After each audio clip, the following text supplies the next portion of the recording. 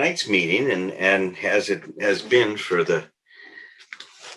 don't know how many weeks it's been since we started this journey, we are exploring the steps and how the steps create or help us achieve emotional sobriety. And tonight we are continuing our discussion on step 6. And I don't think it's by coincidence that we've spent the most amount of time on this step. I want to introduce this step to you as a pivot point in our recovery. Step 6 is a pivotal transition. It comes from looking at ourselves and what the problem was to now looking at the solution. And that's what makes this such an important step. So let me review real quickly how we've arrived at step 6. Last time I threw out this idea that recovery recapitulates our ontogeny. But that means it's a fancy word to say our development. So recovery recapitulates our development. But it might be more accurate to say that recovery creates a corrective emotional experience to our development. So let me say that again. It creates a corrective emotional experience. In a healthy development, there's an arc that goes from complete dependence to individuality, or to what we would call in psychology a differentiation of self. That's the arc of a healthy development of a human being. We go from being completely dependent on our mother and in the womb for all our sustenance, our nurturing, our oxygen. And as soon as we're born, we start the journey towards a differentiation of self. I'm no longer dependent on my mother for the oxygen. I have to do what? Breathe. I have to take a breath. My taking that breath is my first step towards differentiation of self. If I don't take it automatically, what does the midwife do? Gives you a little pat on the butt, right? Get going. Take that breath. We have to inhale and exhale. Now we start to fall into a rhythm of life. So now the steps are doing the same thing. We're going from in step 1, which is a paradox. We admit our unmanageability. And when we look at it through the lens of emotional sobriety, our unmanageability is caused by all of our unenforceable rules. Or what's deeper underneath that is our emotional dependency. And I talked before about how our emotional dependency then generates all of these claims and demands on life that then become expectations that then turn into unenforceable rules. That's the path that development takes, from emotional dependency to claims and demands to expectations to unenforceable rules. We apply those unenforceable rules to life. We demand life to be the way we think it should. And when it doesn't happen that way, we don't know what to do. The first step, we're looking at that, and it creates an existential crisis because we realize that's what we've been doing. That's what's making our life so unmanageable. I have this problem. Now, what am I going to do with it? Well, I don't know yet. I don't have a solution. That's the existential crisis. I don't want to keep doing what I'm doing, but I don't know what to do differently. So step 2 comes along and resolves that crisis. That's the charge. I keep talking about how one step will generate a certain kind of an energy that leads us to the next step. And the energy here was this existential crisis that needs to be resolved. And step 2 comes along and says, you can be restored to sanity. Sanity is just, think of it as soundness of mind. That you can now start to deal with these things and let go of all of these ideas about how the world is supposed to be, so you can get on with dealing with it as it is. We are now making movement towards our differentiation of self. We're making movement towards our individuality, towards our emotional autonomy. That's the quest that we're on. We're heading towards emotional autonomy. So step 2 creates the resolution of the crisis, and now we want a better life. Now the charge starts to develop about wanting a better life. We say, okay, step 3 comes along. We'll make a commitment to that. Step 3 is making a commitment to finding a new way of showing up in this world, a new relationship to ourselves, to our fellows, and to life itself. That's what we're making a commitment to in step 3. So now we make that commitment, but a commitment without action is just an empty promise. And we all know about those empty promises. I promise I'll stop drinking tomorrow. It's got to be followed with some kind of an action. And in step 4 is our first tangible evidence of our commitment to this new way of life, where we sit down and say, I need to take a look at who I am and who I'm not. Most importantly, who I'm not. I don't know how to just show up and deal with life as it is. I have all these demands and expectations. That's what we see in step 4. Step 5, we share all that with someone else. Say, my God, look at what I've discovered about myself. What we have done now is we have really created a new experience with ourselves. We are really developing what I've heard Ernest Kurtz called true speaking. We're really able to now start to talk about ourselves with a level of honesty and awareness that we've ever had. You can think of these first 5 steps as increasing our awareness, is increasing our consciousness. And that's what we bring into step 6 now. So at step 5, we share all these things. We share how these expectations, these unenforceable rules, the impact they've had in our life. And by sitting with the awareness, the realization of who we've been and an awareness of what we can be is when we move towards step 6. All right? So we're entirely ready to have God remove these defects of character. I love how we've kind of changed that discussion to call these character defaults rather than defects of characters. They're adaptations, right? They're ways that we respond to situations. Rollo May, a brilliant psychologist, said we cannot look at neurosis. That's how we described emotional problems before. Neurosis as an aberration of who we are. But really to look at these symptoms or these character defaults, or what we've called adaptations, as a response to our attempt to maintain our wholeness. To try to, based on what's available to us at the time, to actualize the possibilities that are available to us. Some people say, well, what does that look like? And I can give an example from my daughter, Madeline. Madeline's 8 years old now. I use Maddie a lot in terms of these examples, but I think it's a great one. When Maddie started kindergarten, I started volunteering at the school. And one of my jobs was to sit and read with the kids, the simple books. There's just a few words on the pages. And it was interesting. I think Maddie's a bright child, but she was really struggling with her reading. It was quite obvious to me that she was having some kind of a problem. It got worse in kindergarten, to the point where when we sat down with the kindergarten teacher, says, you got to keep an eye on this. So somehow Maddie's bright, but her reading is falling way behind these other kids. Even in the kindergarten, it was obvious. And I could start to see that there were these moments when she would engage in a task and something would go on and she would quickly give it up. And it looked like she was a perfectionist at the age of 5 years old. I don't want to do this if it's that difficult to do. And it had nothing to do with perfectionism. That was the wrong interpretation. What was going on is, as we found out later on, we had a full neuropsychological assessment done, is she had a severe form of dyslexia. Things would get flipped around in her mind. And so when she would go on to engage in something like this, it got very confusing for her. And her giving up was a way of maintaining her wholeness. Her stopping at that point was a way of her protecting herself and protecting her ego as much as she could, or her sense of self, or her self-esteem.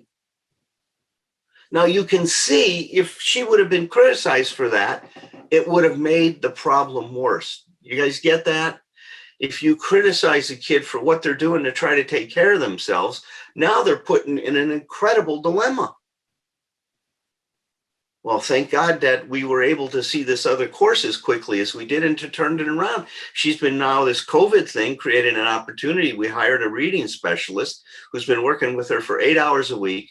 Her reading now comprehension is, she's in the second grade, is up to a fourth grader, and her fluency is right at the same level as other kids. And you can see her self-esteem is just blossomed from that intervention. But that's what Rollo May meant, is that when we develop these things to deal with something that's distressing us, we gather the best possible response at that point in time. It's the same thing this Kurt Goldstein said, is that when we have all times, we're looking to actualize whatever potential is available for us. So we're always looking to do this.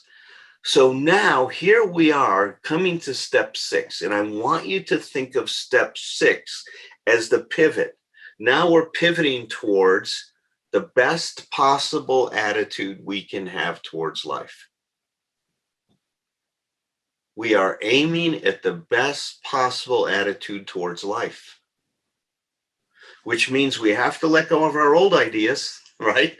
That things are supposed to be a certain way. No shoulds. This is no should territory, right? We're not going to should on ourselves anymore. We're going to let go of shoulds. We're going to let go of supposed tos. If you hear yourself saying that, catch yourself and see if you can replace it with I want to or I don't want to. No more shoulds. So we're getting rid of all the shoulds. We're getting rid of all those old ideas about we have. And what we're going to do is we're going to try to replace all of these things that were based on the environmental support, meaning that the environment had to be a certain way for me to be okay, to now attitudes that are going to help us learn to support ourselves, or tonight I'm calling it the differentiation of self.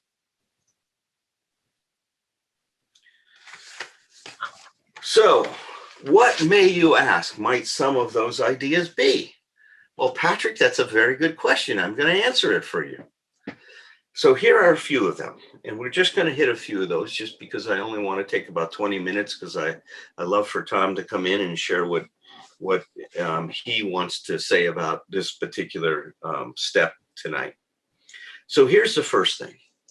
If we're aiming at the best possible attitude towards life, it needs to involve not taking things personally. This is incredibly important, to stop taking things personally. It's a step towards the differentiation of self. You see, when I take things personally, it means that I think that what you're saying is about me. I elevate my personal importance. I think everything that's happening is about me. And so, of course, with what you're saying is a reflection of how you feel about me. And as soon as I take this idea that it's not personal, what you're doing is what you're doing. You're not doing it because of me. You're doing it because of you, not because of me. As soon as I become aware of that and start to ask myself, what am I learning about you instead of what are you saying about me, I differentiate myself from you. I've taken a step on that path of differentiation of self, on the path of individuality. Or what was the other phrase I used? Emotional autonomy. We start surrendering our expectations about how life is supposed to be, on how things should be, how I should be, how you should be, how life should be. We change our relationship with ourselves. We change our relationship with our fellows. We quit shooting on them or putting expectations on them. Fritz Perls had it right when he said in the Gestalt therapy prayer, you do your thing, I do my thing. I am not in this world to live up to your expectations. You're not in this world to live up to mine. If by chance we meet, we come together, let's enjoy it. Let's celebrate it. It's great. If not, it just can't be helped. No expectations. Expectations make it impossible to move towards what I would call mature love. And we'll be talking about that at another time. But you cannot move towards mature love when you are expecting the other person to be the way you want them to be for you to be okay. When we surrender these expectations, we start moving towards this idea of unconditional love. You see, that's what they were talking about when they talked about unconditional love. It was love without expectations. That's what unconditional love is about. I don't expect you to be anything other than you are. And I love you for that. I may not like you all the time, but I love you for that. I want you to be who you are because I love you. I don't want you to do what I want you to do. That turns you into a puppet. So we start moving towards mature love. You cannot have mature love without a differentiation of self. We own our projections. Instead of projecting our stuff onto the world, when we're upset, we start to say, what's going on with me, not what's going on with everybody else.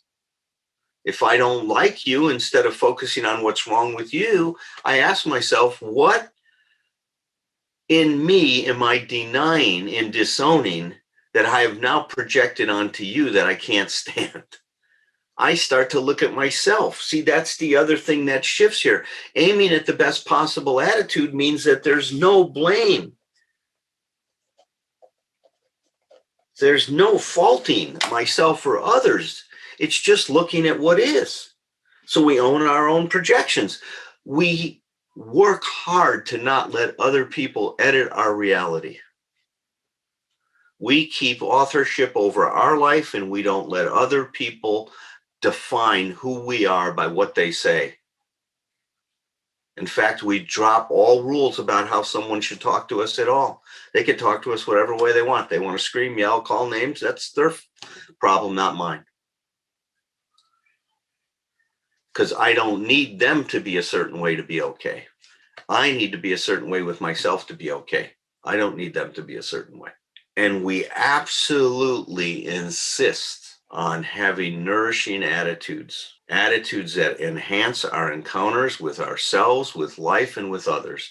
Life-affirming attitudes. So aiming at the best possible attitude means that we are aiming to create emotional freedom. That's what this is all about, that we're free. Brian, then you get the handle. Unmute yourself, Brian. You get to be the discussant tonight. I don't think Mary's in the room, so you're the backup here, Brian. Well, I wish I would have had some time to prepare, but you get me off. I'm glad you didn't have time to prepare. You could have got anxious and worried about it and fretted all night long. Probably not. Tortured myself. Yeah, saved you all that suffering. Oh, what a blessing. No, it's funny. We've been sitting here laughing because of how appropriate all this stuff is for what we've been experiencing in our relationship. What I've been experiencing is there's so much mutual taking things personally. It's like, in the embedded expectations in that, and just how insidious they are, and how in a situation where if I'm able to just make space for someone to be different than I want them to be, how even if someone's acting like an asshole or inconsiderate or whatever, you can still find a way to get close around it and even bring some humor into it. It's what we've been poking fun at each other for the last 24 minutes or so, and just being jerks, but having so much fun with it. And, if we were taking everything personal, we wouldn't be able to do that. And it's incredible how big of a difference a small adjustment at close range like that can make. And I think I've been kind of, it's hard. I like the ideas that you're talking about so much. I wish that there were more specific examples, to help people kind of grab on and understand them, because it's a sneaky thing, I think, at least for me, to wrap my head around sometimes. I don't always catch it. Well, But that might be a good thing for everybody to talk about in the discussion tonight. Bring in an example of how maybe you've taken something personally, or owning one of your projections, or when you've surrendered an expectation, or you stop letting people edit your reality, and or you've developed a more nourishing attitude than toxic one, or that you stop blaming, and you started looking at yourself and what you need to change rather than how messed up you are. That would be, I think, a great suggestion for our discussions tonight, Brian. so should I just pretend like I came up with that? I mean, Yes, I definitely take credit for that. But listen, one of the things you said, it was so important, is not taking ourselves too seriously, yeah. is to let go of this idea. And that needs to be one of this other thing about perfectionism. That is a curse. And Well, that, if you call on me and I've got this standard that I'm imposing on myself, I've got to share, and it's got to be profound, and I have to look so smart and have everything all together, and impress everyone. It's like it just crushes. I crush myself when I do that. I get so anxious and I shut down, and I just make a joke out of it, and I say some, I try to say some important stuff too. But yeah, I don't know. It's just that's something I have learned from you that has touched me so much is the injection of a bit of humor, and just how disarming that can be towards myself and other people. Situation where Floor and I are locked horns, wanted to gut each other, and one of us, if we're able to catch it and just make it into a joke, we just start cracking up. It can be so funny if you find a way to make the adjustment. fantastic.